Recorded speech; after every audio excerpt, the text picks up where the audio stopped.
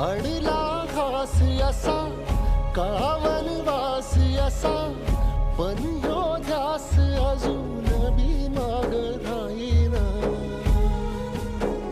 फिरला त्यो वासा घर, फिरलं नाही गड्या पाऊल, थकलं नाही गड्या पाऊल, थकलं नाही.